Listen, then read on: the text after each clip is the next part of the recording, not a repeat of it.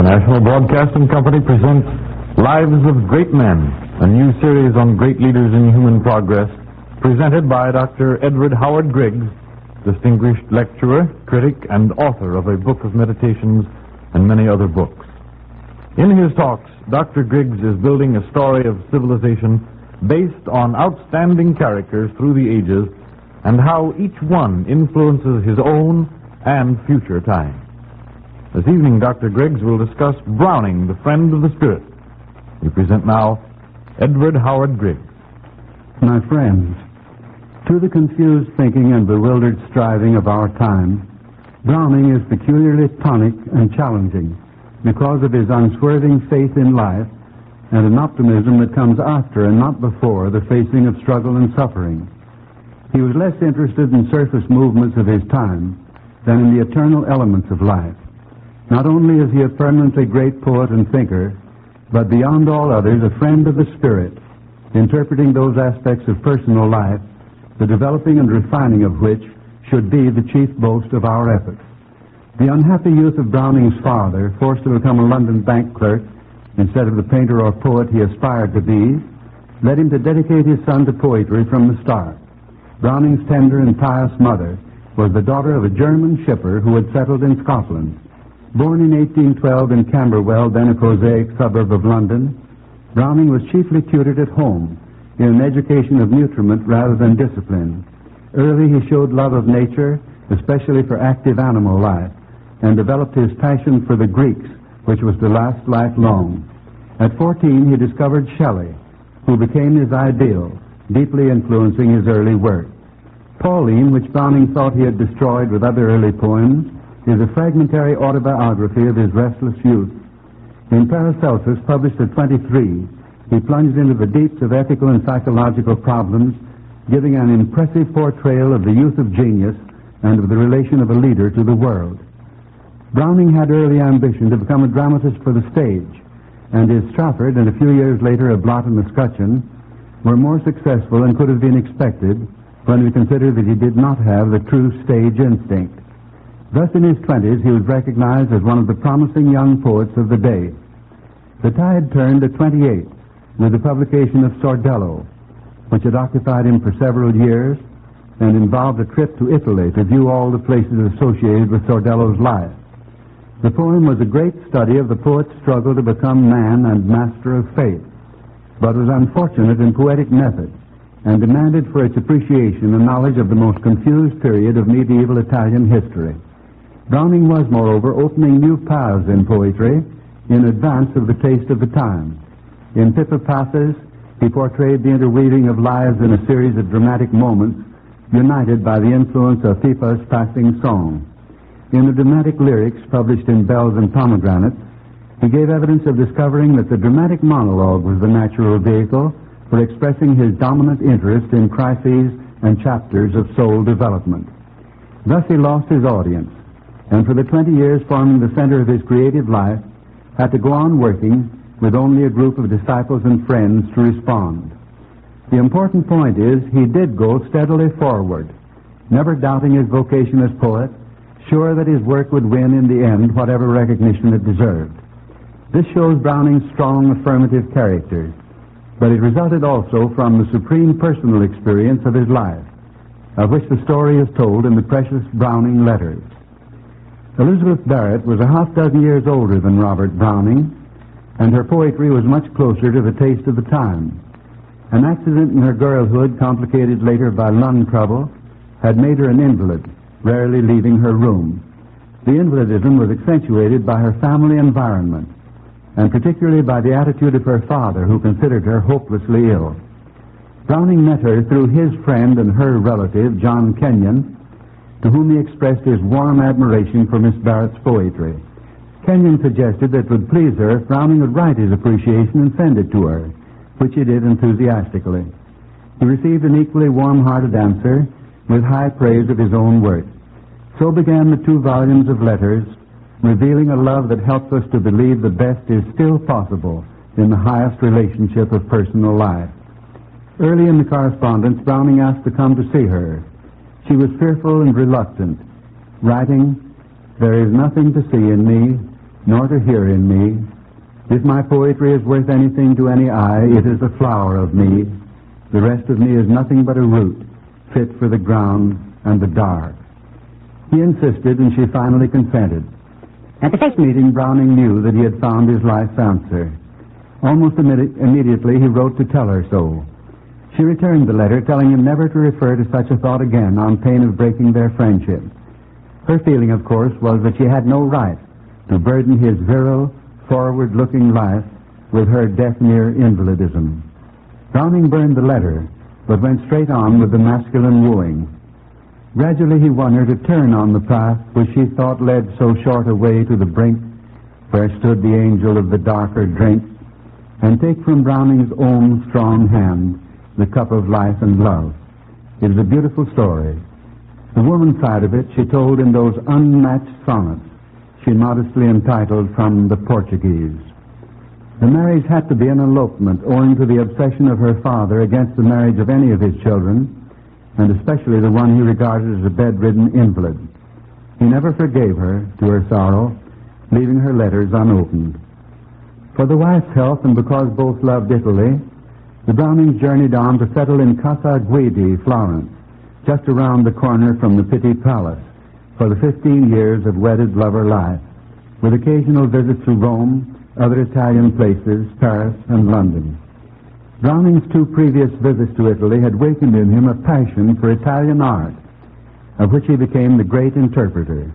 He called Italy his university, and with her unequaled wealth of art, of human and historic association, what a university it was, for what a student.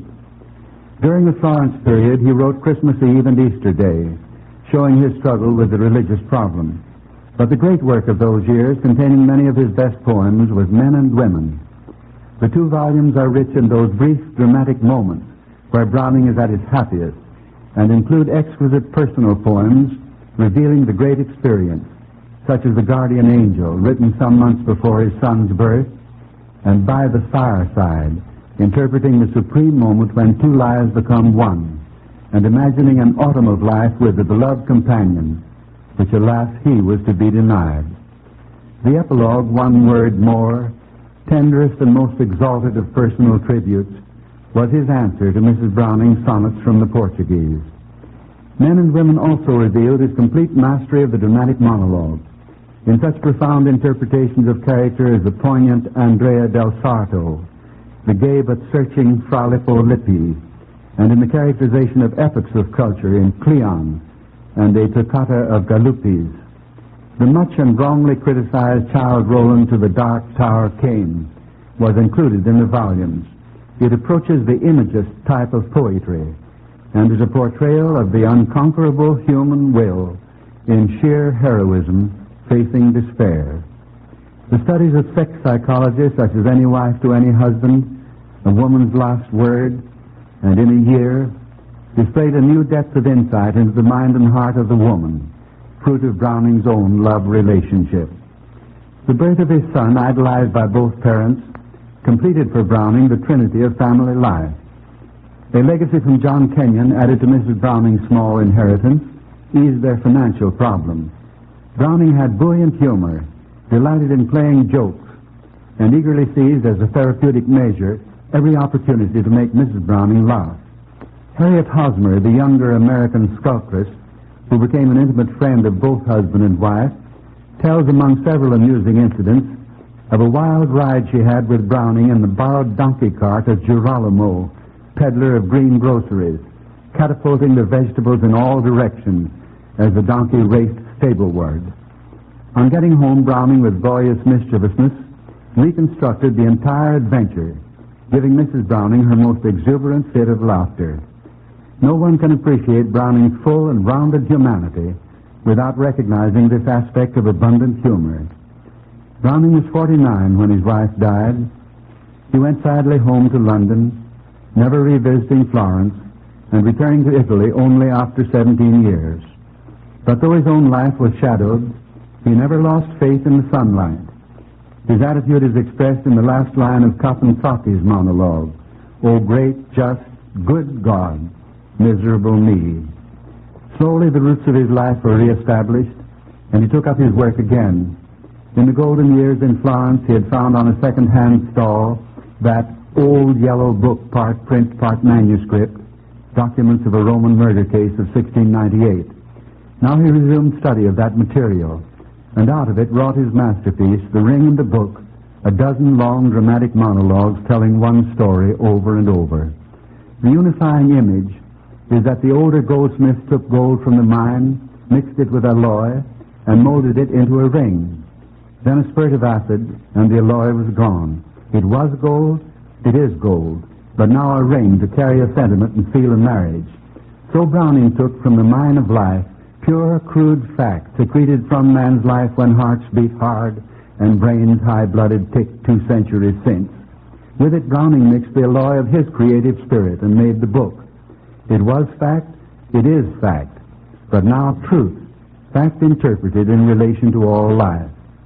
Each telling of a story thus tests the character speaking in moral reality and depth of experience. Since to see truth, one must be true. From the maligned Guido, through the representatives of public opinion and of the legal process, the poem rises to the portrayal of Browning's ideal man and woman. Kaponsaki, the worldling transformed by love into God's man, and Pompilia, earth's flower, she holds up to the softened face of God. Unique among literary masterpieces, The Ring and the Book contains Browning's whole philosophy of art and truth in relation to life.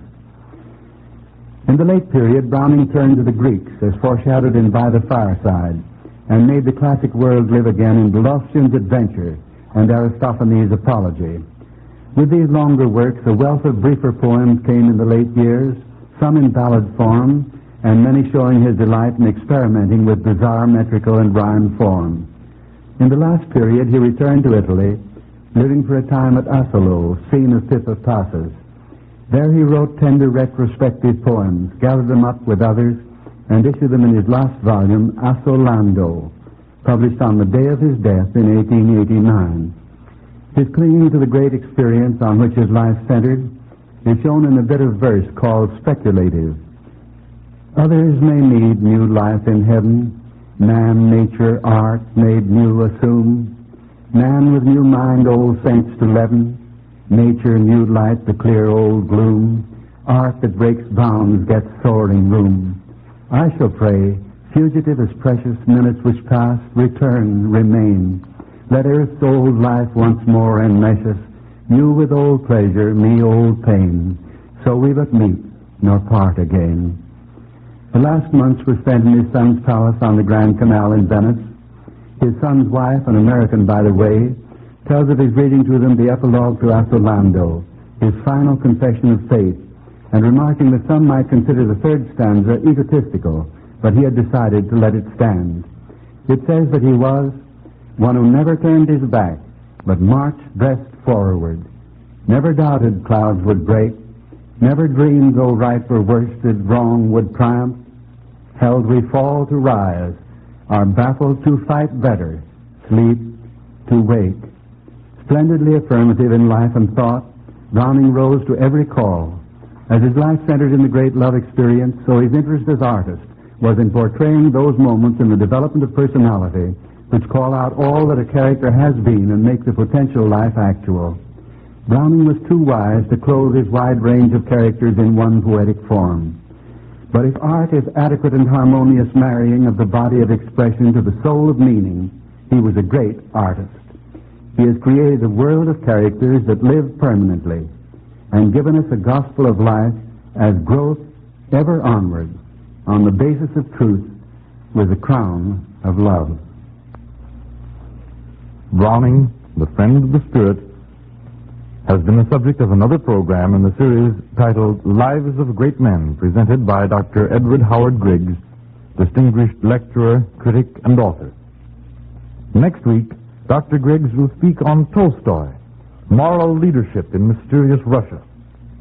And copies of tonight's discussion of Browning, the friend of the spirit, may be obtained by addressing the National Broadcasting Company in Radio City, New York, or the station to which you are listening. This is the National Broadcasting Company, RCA Building, Radio City, New York.